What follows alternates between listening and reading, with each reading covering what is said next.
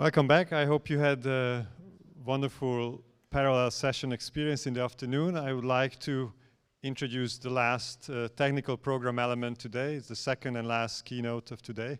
It's my pleasure to welcome Professor John-Simpson Porco from University of Toronto.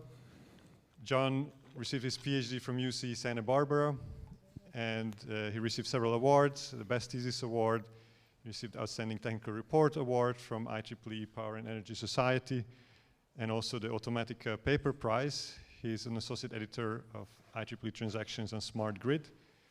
And we are delighted to have you deliver the last and hopefully very inspiring keynote of today. John, the floor is yours.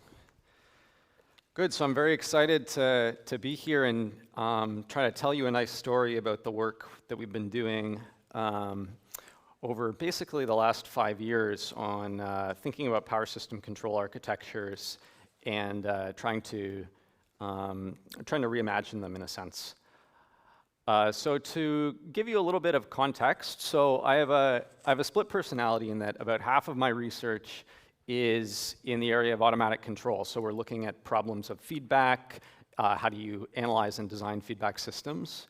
And then the other half of my research is looking at applications of control in power and energy systems. So in that context, sort of the broad goal of what we're trying to do is ask what are the advances in control theory that are relevant to problems in power system operations. And here's a little sampling of the things that we've done over the past, 6 or 7 or 8 years. So looking at theoretical analysis of large-scale power flow problems and developing associated robust algorithms for solution. I spent a lot of time looking at microgrid control, so both in terms of controller design, analysis. I was involved in several PES task force now on microgrid modeling, stability, control, and even we did some work doing industrial implementations of energy management systems. So a range of stuff on microgrids. The stuff at the bottom here is more what I'm going to be discussing today. So looking here at some problems of distribution system control and transmission system control with a focus on modernized feedback systems and I would say an eye towards control architectures in particular. Okay, so I'm coming from a perspective of dynamic systems, control, and so I'm not going to sort of paint a broad picture of what's happening in current energy systems, but I'll try to highlight what are the specific challenges that motivate my research. And one of the major ones is consequences of renewable energy source integration. So dynamically, this results in fewer synchronous machines in the system. That means less inertia in the system, and that generally means that the system becomes more sensitive to perturbations. And you tend to see a decrease in available control response as that happens. So those are bad things. You would like to counteract these, but many of the sort of legacy solutions didn't require fast communication or actuation. And so some of the communication architectures that are still in use in the system, I would say aren't really appropriate for addressing some of these challenges. So if you sort of put a wish list of what you would like to do, ideally, you would like to use high bandwidth control loops. And I'll say, as a rough estimate, like 100 millisecond sampling. Faster is better, of course, if you can do faster. You would like to use fast actuators instead of slow actuators. And so that means using converter interfaced generation, batteries, anything that's not going through a big slow turbine, basically. And then finally, you're going to have to coordinate many more devices than you used to. You're not going to be controlling just a few generators at the transmission level, so you need to have an architecture for control that allows you to integrate many devices in a sort of systematic and sensible way. And a lot of these ideas are outlined in a very nice white paper that was put out by the Electric Power Research Institute a few years ago, and they were our collaborators on much of this work. Okay, so the broad goal of what I'll present to you today is the work we've done on enabling fast control by leveraging fast inverter-based resources. And I come from a control engineering point of view, so my sort of guiding principle is you want to make things boring. And to make things boring, we're going to try to leverage the capabilities of inverters. Okay, so specifically, these are some of the design objectives I want to achieve. So I want fast control.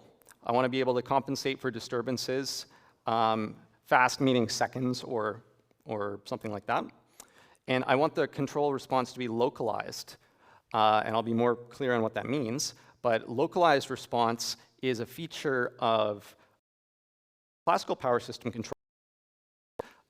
They just do it very slowly as response within the system. It's also nice to because you're going to minimize communication delays with all these resources.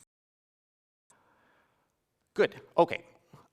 In terms of constraints, you have to sort of be congruent with what's already there in the system. So there's going to be a huge premium on simplicity in design. You need to do things that aren't so complicated that they'll never be considered. You have to integrate whatever you do with the system as it is, because you don't get to redesign the system from scratch. You only get to modify or add things. And you need to sort of be realistic about what information you're going to have access to here, and what kind of form that information is going to come in. So I'll talk more about that as we go. Good. Okay, so here's basically the sketch. So I want to talk about frequency control first.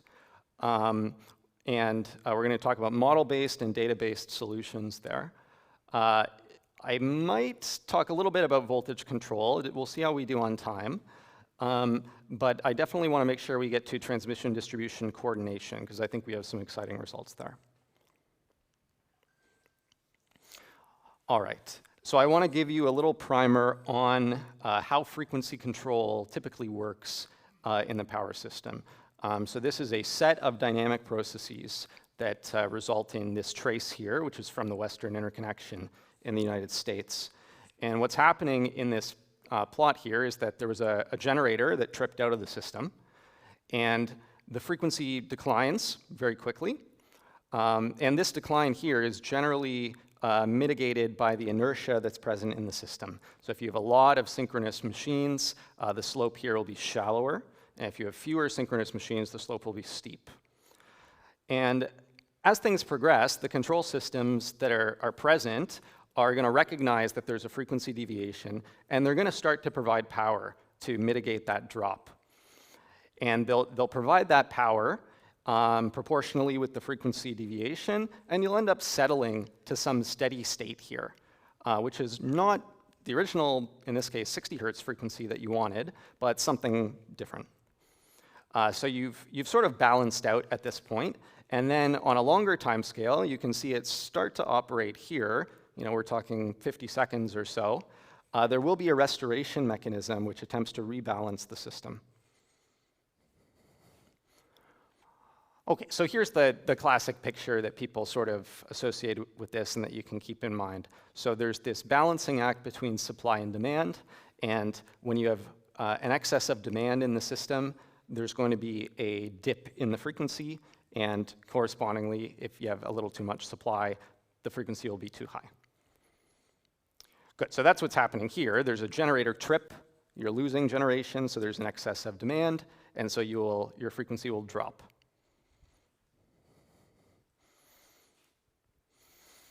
Okay, so there's a subtler story here about how all of these systems work in tandem. And this is a story about architectures. So primary control, that's the part of the control that sort of stops this frequency from falling any further.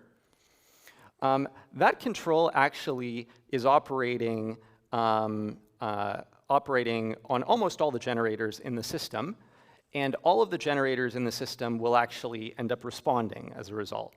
So imagine in this picture you have a disturbance here, and after the primary control has acted, this is usually after, let's say, 10 seconds, you're going to see all of the generators in the interconnected system actually providing a little bit of power to try to help out with that disturbance.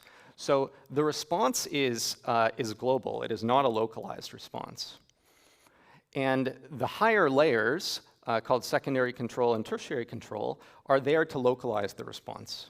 So the disturbance occurred in this area.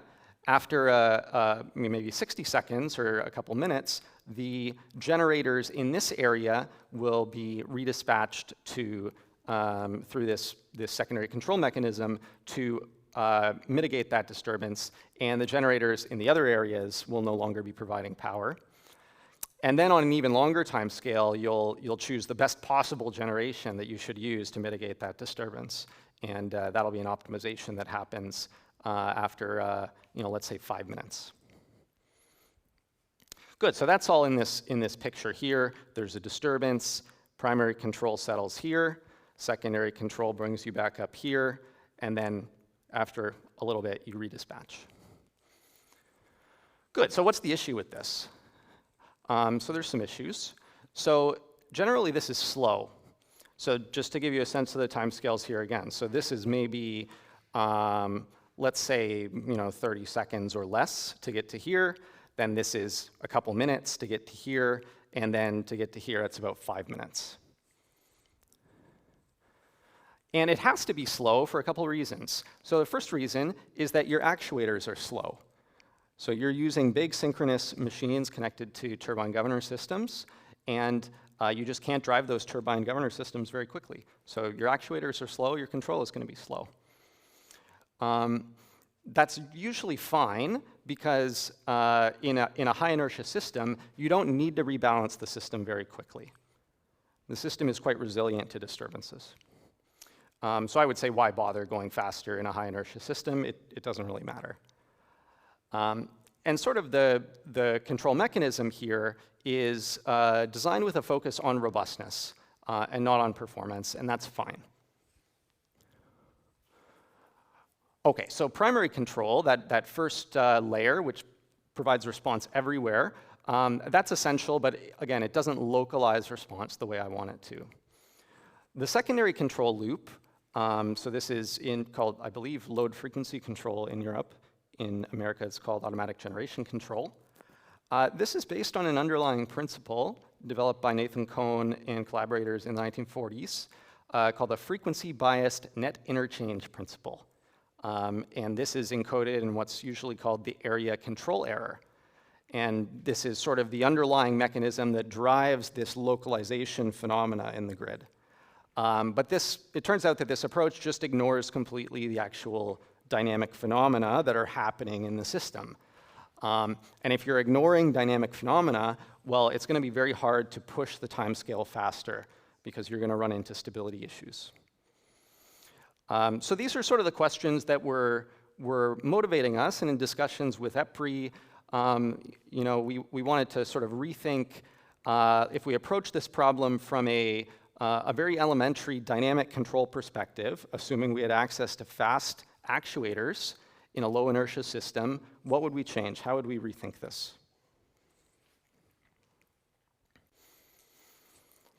Okay, so here's sort of the general picture that we came to. It's not so different than the picture in the previous slides, in that the power system has been separated here into areas. And so we're going to be thinking of these areas as somewhat small, and we're going to be thinking of them as somewhat small because we would like controllers to operate in each area, and we want to minimize latency of communication. So that's going to be very big in our approach, is minimizing communication latency, and that sort of encourages you to think in a small geographic area. So each area will have a controller, and the controllers will actually potentially be given set points from a control center here. But I want to tell you mostly about the design of the individual controllers for these areas. So the controllers are going to be measuring what happens in these areas, and they're going to be trying to redispatch the available fast resources. And we have a two-stage approach for trying to get fast response out of this system. So the first approach is the design of the first stage, as we call it, is the design of these controllers. And those are going to be doing redispatch on the local resources. And then the second stage is more of an emergency stage for larger contingencies. So I'll describe the first one in detail. The second one I'll just mention. But the conceptual goal that we're going for here is to try to localize the control action, use local measurements, make local decisions, and when coordination is needed, you handle the coordination at a higher level. Okay, so we're going to zoom in on this controller now. What is this thing going to do? Okay, so control people love diagrams that have these blocks where the arrows go into each other. So you don't have to try to parse everything that's going on here. But essentially, this block is our grid, and we're going to be taking various measurements from that grid. So in particular, frequency is going to be measured. We're going to be measuring the outputs of our inverter-based resources that we're going to use for control. And we're going to be measuring what I call P-tie here, which is just the power that's leaving your area. So you're going to monitor those transmission lines. You check the current. You calculate the power. And all of that information is going to come down here to our controller, and it's going to be processed dynamically. So in particular, what we're going to do is we're going to design a block here, which is going to try to estimate for us what is the disturbance that is affecting my system. I've lost generation. I have an increase in load. There's renewable variation. I want an estimator that's going to tell me what is that unmeasured value that I can't see, but which is perturbing my system. I'm going to take that value, and I'm going to just try to allocate it in some way, divide it up among my available resources. And I'll just try to have the resources compensate for that variation. Okay, so there's two pieces. There's a disturbance estimator, which is really the key piece. That's where all of the interesting stuff is going on. And then there's what we call a power allocator, which is just going to divide up which inverters should provide how much power. So this one is a little less interesting. I'm going to focus on this. Okay. So here's, again, sort of a simplified diagram. And what you do is, in some sense, from a control perspective, very elementary, but it doesn't quite fit with the traditional way of doing frequency control that's been in use for roughly 7 years. So the idea is you're going to have a very simple dynamic model which describes the frequency evolution of the system. I want to know if there's a disturbance, how does my frequency dynamically change? And so that model is written here. It's written as a linear time invariant model. And we're going to assume that we're going to be able to identify such a model based on data we have or based on knowledge of some components in the system. And the inverter-based resources can also have a model, so they'll be providing, in fact, primary control action. But the key difference is the inverters are fast. And so we're going to be able to actuate the system quickly. Good. So I won't try to motivate this too much, but there's now sort of a standard methodology that you can follow for figuring out what's the disturbance that's hitting the system. It's called Extended State Observer, Leuenberger Observer, Kalman filter. These are all sort of closely related ideas. And you will just design one of these to produce for you an estimate of this disturbance. And then you just, as I said, you take that estimate and you give it to your inverters. Good, so let's see how this works. So this was the first piece of work we did with EPRI back in probably 2019 or something. And this was our first test system we used. So it's a 3-area test system. So each of these is actually a copy of the same area. They're interconnected to each other. And we made a bunch of swaps. So we put in some wind turbines, some solar generation, and things like that for some of the generators. And each of these has its own local controller, which is going to be taking local measurements and redispatching the local resources. Good. OK, so what we did is you hit the system with a disturbance. And what the estimator that we just built is going to do is it's going to figure out what that disturbance is. So the disturbance here was in area 2. And so what the estimator figures out down here is there's nothing going on in area 1.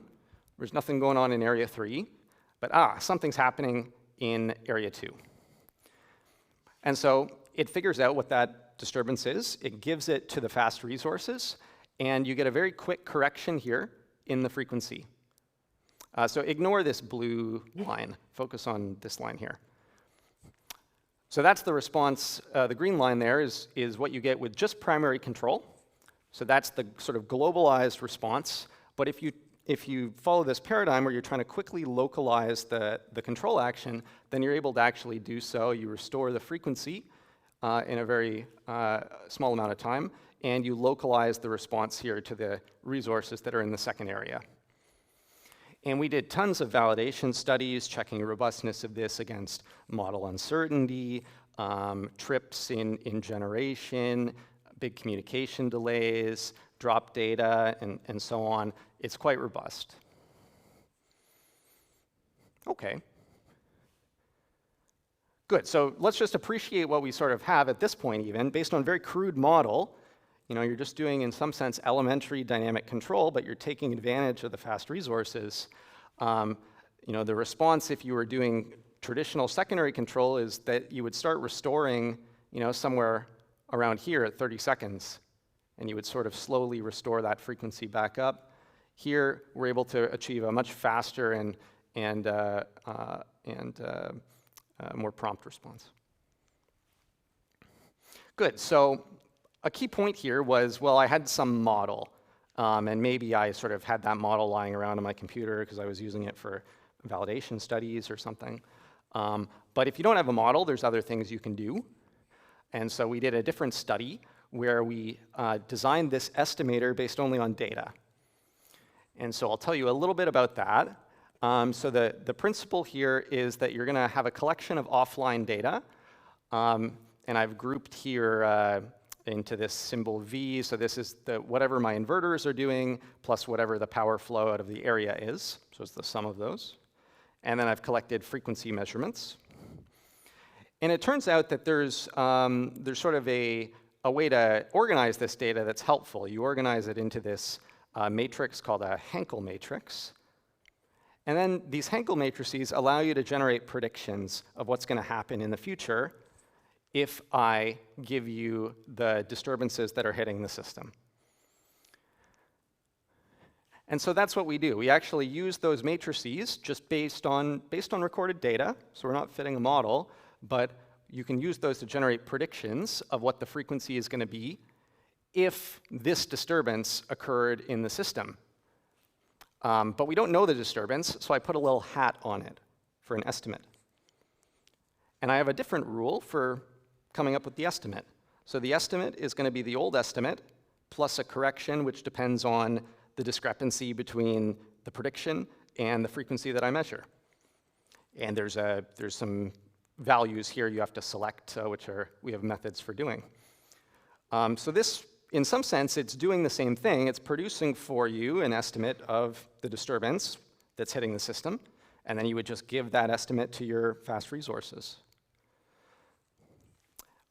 Good, so that's the basic idea. We did some more sophisticated implementations of this based on optimization, but the principle is that you're avoiding the model fitting or identification exercise. You're just parameterizing now the controller based on recorded input-output data. And here's how that works. So again, sort of similar looking thing here. You identify that the disturbance is in the second area, and you know that nothing's going on in the other two areas. And ignore this, but you can see the response there is, again, sort of a quick, fast response where the frequency starts to dip a little bit. The controller recognizes what's going on, it figures out the disturbance, and it cancels it. Good, so our collaborators are quite interested in this as sort of enhanced grid reliability.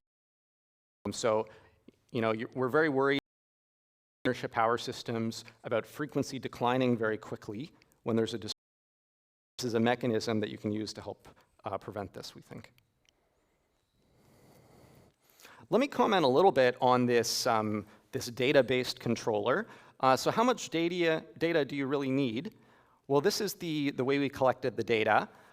So we just probed the system. This is in simulation, of course. But we probed the system with a perturbing signal on the inverters. And it was designed like this. It was a sine plus a little bit of noise. So that was the perturbing signal. This is on top of something like 80 megawatt base or something. So it's not really bouncing around 0. It's bouncing around 80. And we took 10 samples for 10 seconds. So we took 100 data points. So with 100 data points, nothing else, you're able to get that kind of control response, which I think is pretty remarkable. So this is not an exercise in reinforcement learning or fitting a large neural network or something like that. This is, in some sense, a classical control problem. I think we just haven't been approaching it properly because we haven't had access to fast resources. So no machine learning needed, just really classical system ID and dynamic control ideas. OK, some other case studies. So here's what happens when we added a bunch of variable wind and solar into the system. And so this was used to replace some of the synchronous generation. So it's a much lower inertia system, in fact, than in the original tests. And we just started introducing big variations in the wind and solar from some data we found. So I didn't plot the wind and solar variation, but if you look down here at these plots, these are, remember, the estimates of the unmeasured disturbance. And so these estimators are actually figuring out what are the unmeasured wind and solar variations that are hitting the system right now. So you can see, there's something like 25 megawatts over here, maybe 60, maybe 40 over here. And you get some variation in the frequency due to the variation in this power down here, but it's much less than if you were just using primary control action. So we think this is a nice tool also for dealing with these kinds of slow variations that are let's say on this time scale of less than a minute. So traditional frequency regulation is not going to help you with that, but we think our scheme can. OK, what about a really big contingency? So I mentioned that there's some centralized controller that can kick in when the local controller isn't sufficient. And so that's what's going on here now. We have a very large 130 megawatt disturbance in that area. And I haven't told you about the details of this centralized controller, but it basically now is going to coordinate between these areas. And this is the response that we see. So you're able to, again, sort of stop the frequency from dropping too far and then restore it back up to a nominal value. And we looked at both centralized and distributed implementations of that controller. In the distributed implementation, you pay a price for having additional communication between the areas. And so it tends to be slower than the centralized implementation. OK, one more test. So this was on a different test system, which is larger. It's a 5-area system, 68 buses. It's supposed to be a reduced model of the northeastern United States, although, I don't know, your mileage may vary. Good. Oh, so we integrated fast resources as well. So there's, looks like 2 inverters in this area, 2 in this area, 2 in every area. And you hit the system with a big disturbance again, and this is the comparison. So this would be your primary control only response. And I want to emphasize, this is including primary control acting on the inverter-based resources. So all of the available resources are providing primary control, but that's not enough to get you back to nominal. And so that's what our controller is trying to do here. It's trying to just assess what the disturbance is and reject it.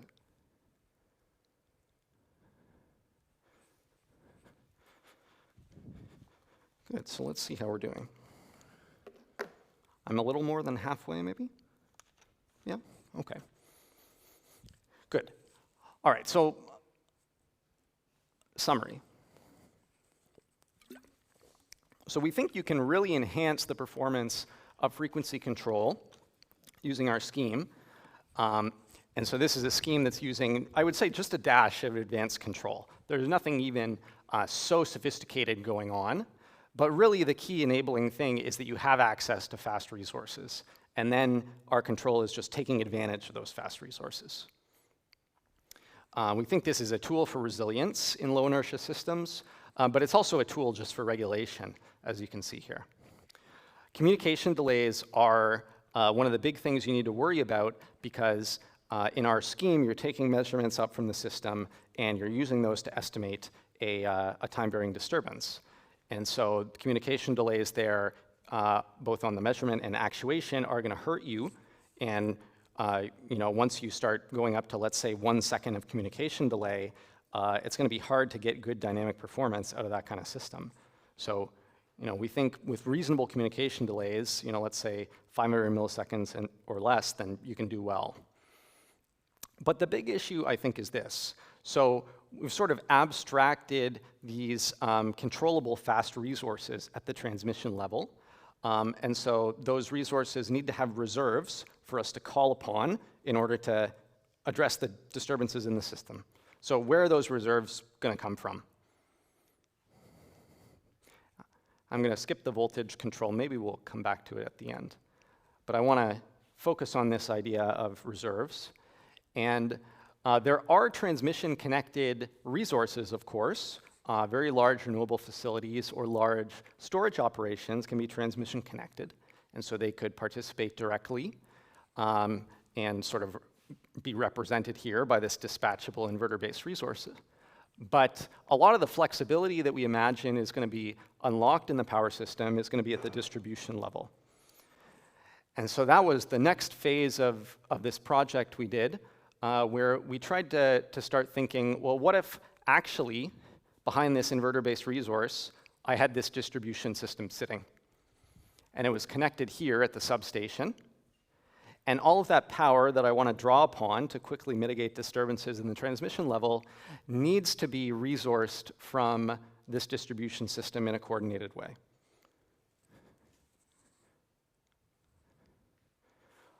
Okay, so that leads to a very different set of questions.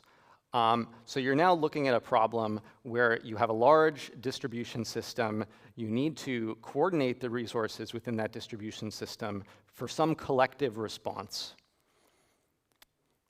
And probably because this distribution system is so big, it would be unreasonable to do this in a centralized way. So you're looking for some sort of architecture that is going to scale, and that leads you to a hierarchical kind of architecture.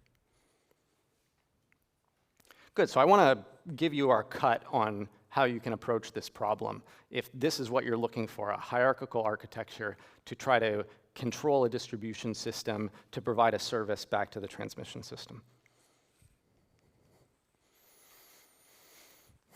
Okay, so here are our objectives in this sort of set of work. So we want to respond fast to requests for power by the transmission system operator. So the TSO is going to say, please, give me an additional megawatt, and we want to say, yes, here you go. And we're looking at timescales that are relevant for doing dynamic control in the transmission system. So we're talking about a couple seconds maximum for response. So this is not like a multi-day scheduling thing. This is real-time dynamics. We want to explore area-based solutions because we don't want to presume at the outset that the DSO is going to be controlling every DER within this system. We want to at least give ourselves in the framework flexibility to have multiple sort of responsible parties throughout the system who are going to be managing different sets of resources. So those areas will act based only on local measurements. Again, for the reasons I described, you want to minimize latency. Okay, so as you try to push power through the distribution system up to the substation, you're going to probably run into congestion constraints. So you have to think about those in advance and try to take into account voltage and current constraints in whatever you're doing. The grid models that we're going to end up embedding in the controller and the models of the particular DERs that are available for use are going to be kept private to each area. And I really want the design to be agnostic to the specifics of the DERs that are connected. So whether this is a demand response operation, whether it's a set of batteries, whether it's smaller scale renewable facilities that are operating derated, I don't want to have to worry about those kind of details about the specifics when I'm designing a high-level coordinating controller. And so what we're going to be assuming is that if I give the DERs a set point, they will respond within some limits and with some time constant. So they'll follow commands, but otherwise we're not going to look into the internals of those. Yep. Good, so here's basically our architecture that we came up with. So again, here's the substation. So this is where this distribution system is connected here at the transmission level. And that's this point. And from that point, we're going to define a sequence of control areas. And so these control areas are going to be nested in this sort of tree structure because the distribution system is nested in a tree structure. So each of these is going to be doing independent control, but there is going to be a little bit of message passing between them. So in particular, set points are going to be sent down the sort of tree here, from the highest level to the lowest level. And here's the principle. So if you zoom in on this one here, for instance, we would call this a parent, and this one the child. And in the parent area, there's going to be a controller which treats the child area as not a DER, but a virtual DER, which can be dispatched within some limits. So from the perspective of the parent, the child is just treated as another resource which can be dispatched, and that's how the set points are going to be passed down from layer to layer here.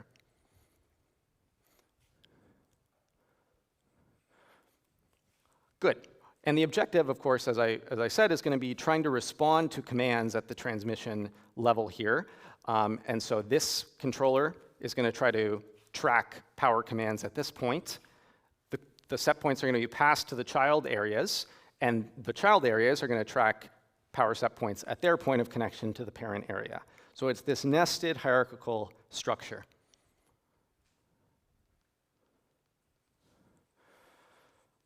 Okay. So not to dwell maybe too much on the formulation, but I wanted to show you a little bit of the ideas. So the DERs, you're going to be giving them set points for power. So that's what I'm going to call X. The child areas are represented as virtual DERs. And you're going to try to assign a priority cost for using DERJ. So that'll be Fij. And Pi0, Qi0 are the power that are going to your parent area. Or if you're the first area, it goes to the substation. And so you formulate a tracking problem. So I would like to minimize the cost of using my DERs subject to me tracking the commands that are being given to me, and then subject to operational constraints on voltage and current within the distribution system. And this will be done subject to whatever limits I have on my own power capacities of my DERs. Okay, and blah, blah, blah. There's an algorithm that we have for doing this. The algorithm involves taking measurements. So in step 2 here, you actually collect measurements from your local area. Those measurements drive this set of update laws here. And then there's a final step where you compute the updated set points.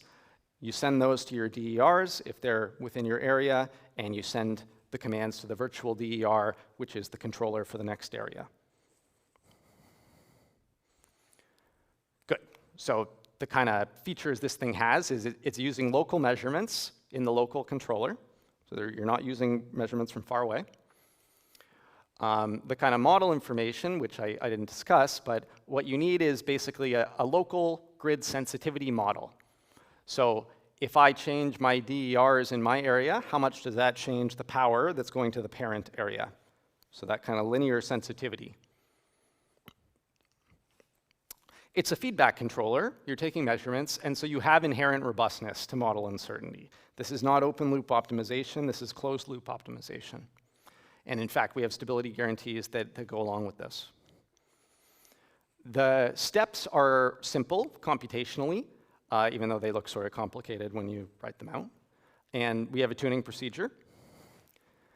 And this is really scalable because there's no sort of centralized computation that scales with the number of areas, number of DERs. Everything is done locally.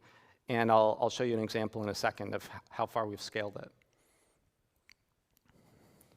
So here's a very simple example to start. So it's just 2 areas.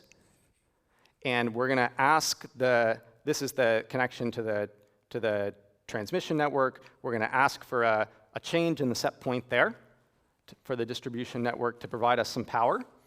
There's 2 DERs in the second area. There's 1 DER in the first area. And the second area is represented by a virtual DER in the first area. And this is the kind of response that we're seeing from the controller. So at time 0, there's a change in the set point, and you very quickly converge, so that all the DERs in the system are helping you to transmit that amount of power to the transmission system. And then something interesting happens. So there's a load change here in the second area. Well, the controller is, again, trying to meet the demands of the transmission system. So how is it going to take care of this disturbance? Well, in fact, the DERs in the second area are going to respond primarily to that disturbance. So you get a localized response of the DERs, and you get a little bit of transient error in the power that's transmitted to the transmission level, but that settles back to 0. Good, so we're seeing a localized response, we're seeing tracking, and I haven't shown you the voltage current constraints, but those are being met as well. More complicated example. So this is now a 123 bus system. We split it into 6 control areas, and now we're going to try to track a ramp signal that's given to the distribution network. So what's happening here is the TSO is changing its desired set point by a little bit every couple seconds, so we're getting this ramp kind of response. And the distribution network is following. It's saying, sure, I can give you that amount of power, and I'm going to follow along. And then we're introducing various disturbances in different parts of the system here, which have a transient effect on the tracking, but that transient effect goes away as the DERs within the system react to compensate. And this plot down here, okay, it's sort of confusing, but it's just showing that all of the DERs in the system are actually contributing, and they're contributing according to how the cost functions have been set in the controller. So you can control that by doing the design. Okay, so now back to this one. So this is a 8500 bus system, and we split it into 49 different control areas, which took some effort. And they're nested in this sort of funny way here. So in this tree kind of structure, we end up with 13 different levels within this tree structure. And so there's this parent-child dependency. Good, over 2,000 DERs. These are all 3-phase systems, so some of these are single-phase, some are 3-phase connected. And there we go. So same kind of tracking response. And so where we're going with this now is we want to actually demonstrate the integration of this scheme with the fast frequency control scheme that I presented before. And in order to build up a big resource at the transmission level, we needed to connect a bunch of distribution systems and then coordinate those distribution systems in parallel to mimic the effect of this fast resource that's transmission connected. So that's our next objective over maybe 8 or 9 months or so, is can we integrate this with what I showed you before? Okay, good. So I told you about our fast frequency controller and our transmission distribution coordination scheme that we have. These are hierarchical we tried to focus on thinking about local control architectures and with minimal coordination between different parts of different subcontrollers within the system. There's an analogous story for voltage control in the transmission system, but it's a little bit less important overall because the economics of voltage control are just not very good. So I think the key thing is really frequency control and what you can do by leveraging distributed resources.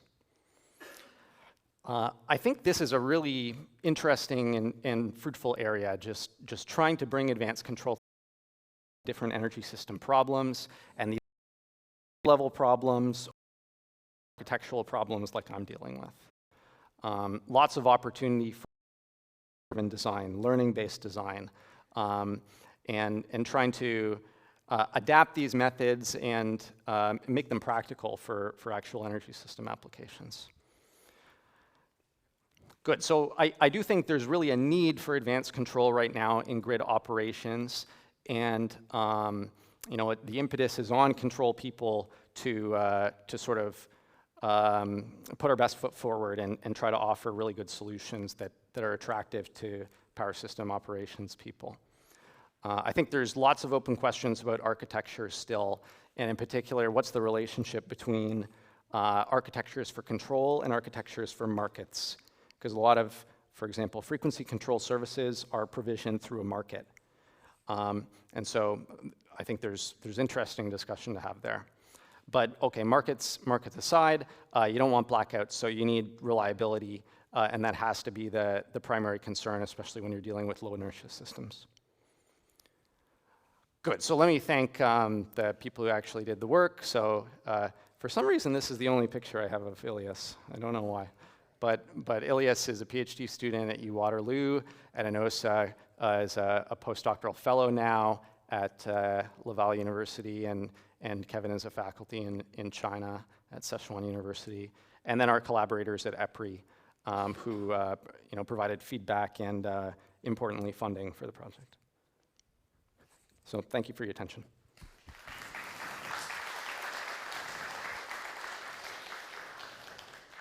Thank you very much. Are there any questions? Yes, there is one there. You can pass it on.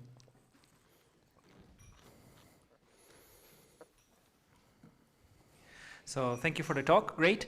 I have a question about slide 16. You were showing some plots with the effect of a delay of about 300 milliseconds. And I was just wondering, what is your sampling time of the controller there? So how big is 300 milliseconds? So the sampling time is 100 milliseconds, so 10 samples per second. So it's a 3-sample delay. But that's on the communication and on the actuation. So if you think round trip around the loop, it's 600 milliseconds. All right. And if you have even larger delays, is there something you can do? You can tune your disturbance estimator, or? So if you're forced into a situation where you have a lot of delay, you know, people will present various schemes for trying to mitigate the effects of delay. But in a very uncertain system, I think the thing you ultimately have to do is just reduce the bandwidth of the controller. So you're going to have to operate slower. And that's the most reliable way to make sure that you have stability in that case. So delays really do limit what you can do with control, and I think it's no different here. Thanks. I have a related question about the control that you are applying, like more practical. Is that just a pure disturbance match control, or you have like PI control? What kind of control are you designing there? Sure, let me go back.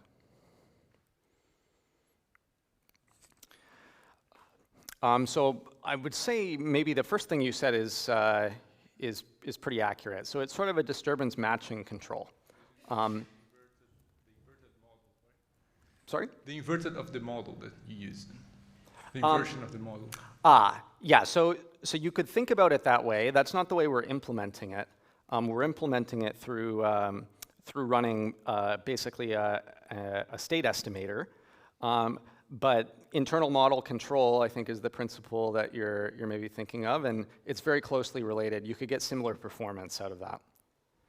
But the principle is that you just want to figure out what the disturbance is. Any mechanism you have for reliably figuring out what that is going to work when you plug it in here.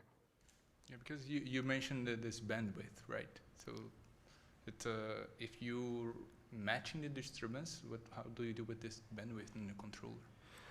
Right. So if you want to think about literally inverting the plant model to you have the output and you want to figure out the input, then you have to do that usually with some low-pass filtering, and so that'll limit your bandwidth there, and that'll basically be what controls the time scale of the controller. Thanks. My question is also related to delay. Hey. Hi. It's also related to delay, specifically when you are doing the TSO-DSO interaction, you are doing a cascade, let's say, controller hierarchical. Mm-hmm. Then, of course, you are doing aggregate, well, you are accumulating delays. Mm-hmm. And you saw 49 scales. Do you have like an impact of that? Or do you do it in parallel? How is this like in a realistic implementation? How do you see this? Yeah. So if delays are compounding as you go through these levels, those are going to limit performance. So it's a little bit subtle because the question becomes how valuable are the resources at the lower levels compared to the resources at the upper levels. If you're actually not really leveraging the resources at the lower levels for quick response, then the delays are not going to hurt you as much. So it depends a little bit about where your important resources are. But we need to do more sensitivity studies on delays in this setup. Good questions?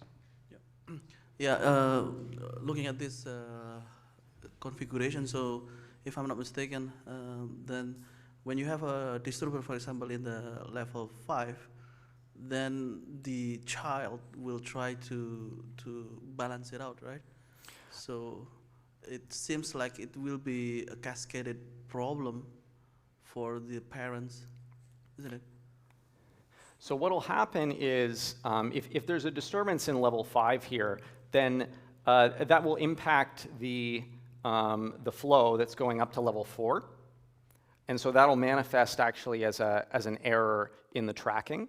And so level 4, you said level 5 is the disturbance, right? Yeah. Yeah, so level 5 will try to correct for that imbalance locally first. And if it can't, then that's going to manifest as an error to the next level, and it'll try to push power to correct. So as you said, it'll sort of cascade through the system, but cascade is sort of a scary sounding word, so I wouldn't say cascade. It will propagate in a very nice and controlled fashion. Pass the mic up there. Yeah. Thank you. Just a quick, well, not quick, but maybe if I didn't get it wrong, the difference between the model-based and the data-driven estimators. So when you build the first model-based, right, the first A, B, C, and D matrices of the plant that you have, to build those, you can use other system ID techniques, right? But if you process the Henkel matrix of the, okay, you're seeing where I'm going at, probably. But if you process the Henkel matrix of the measurements that you got with a subspace system ID, and the first one you got is as Kalman filter, shouldn't the response be the same for both controllers? Yeah, in fact, the response would be the same in that case. But when we actually did the model-based studies, we used a common representation in the literature of a two-state model. And so it's a two-state model that represents the whole area as a machine with a turbine governor system. And it's a two-state linear model. We did all the designs based, and even with a super crude two-state linear model, you can get pretty good results. If you fit an even better model, you'll get even better results.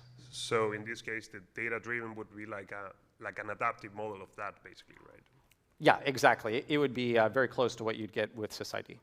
Okay, perfect, thanks. I have a related question. Can you justify somehow why would one use the data-driven approach as opposed to use that data to identify a model and revert back to your model-based technique? Yeah, so we asked this question originally with our collaborators, and they didn't like the idea of having to do the identification step. So it was actually attractive to them that we could say, you know, here's the data, you parameterize the matrix with the data, and then you do the calculations. And for which reasons? Is it computational reasons? Because actually you can be more computationally heavy by doing the data-driven approach. So I'm curious why they like that more. I think it seemed like another step to them, although I agree with your sentiment. Yeah. Other questions? Yes, can you pass it down maybe?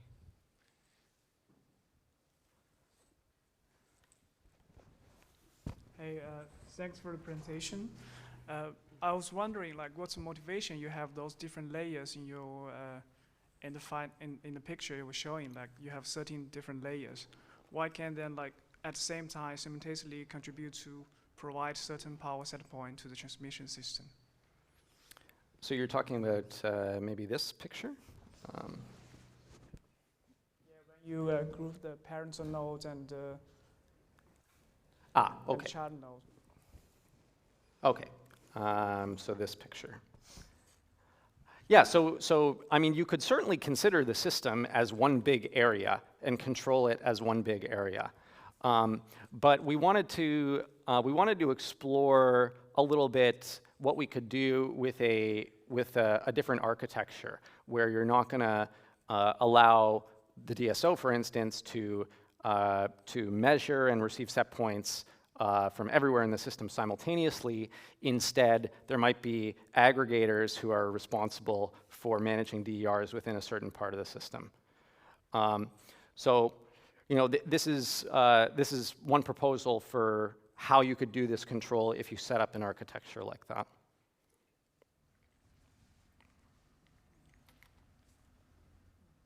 Yeah, maybe a final question down here, unless. No. Thanks. Actually, I was also thinking, so you are assuming that you have measurements in all the nodes in the distribution system, right?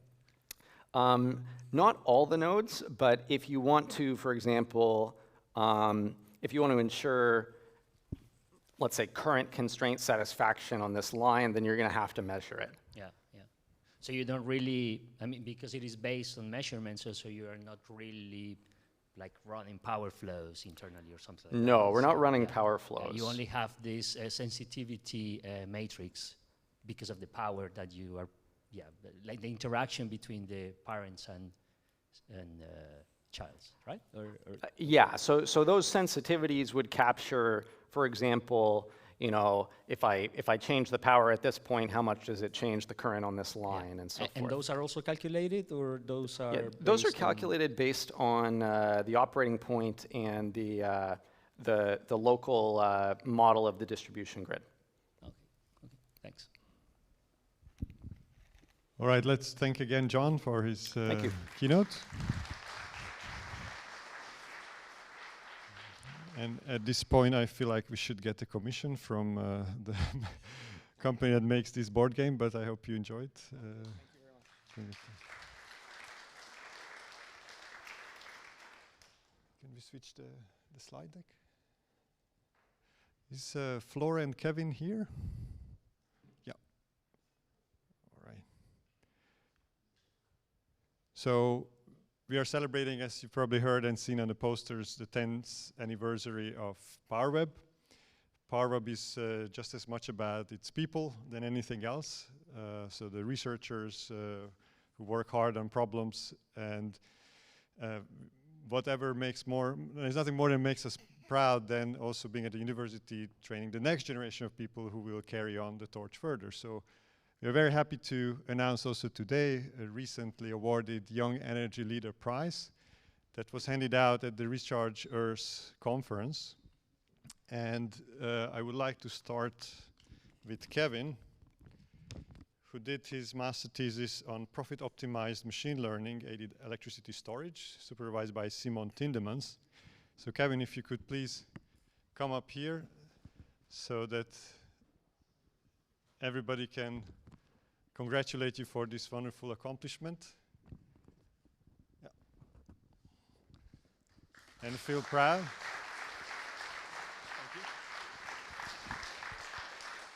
So Kevin ended up in the third place, but we also have Flora Verbist, who actually won the Young Energy Leader Award with her work on smart charging approach, exploring the interplay between low voltage grids and EVs charging flexibility, supervised by Pedro Vergara. So Flora, please come.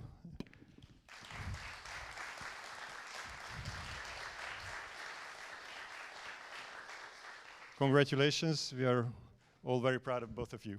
So very well done.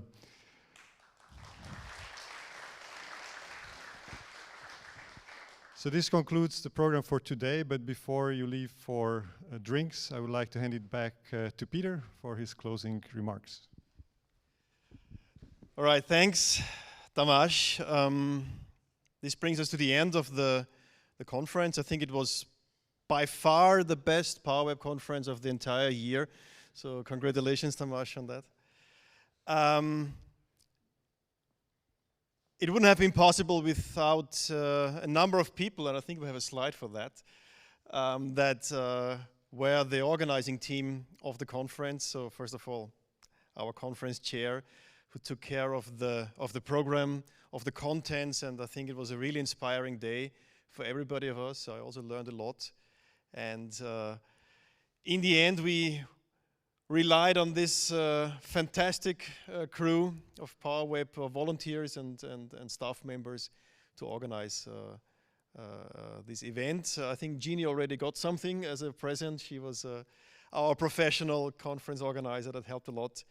And with that, I would like to close today. I hope you enjoyed it. We still have Borrel, that means snacks and drinks, down there, which is an instrumental part of the conference. So you've got now lots of frontal content, a bit of a workshop, but now the Borrel is a continuation of that to engage with each other, ask our keynote speakers, ask our presenters the questions that you couldn't ask during the sessions, and please stay tuned. This is only one of the activities of PowerWeb, the annual conference. We have much more. Check the website for the rest, and see you at the Borrel. Thanks a lot.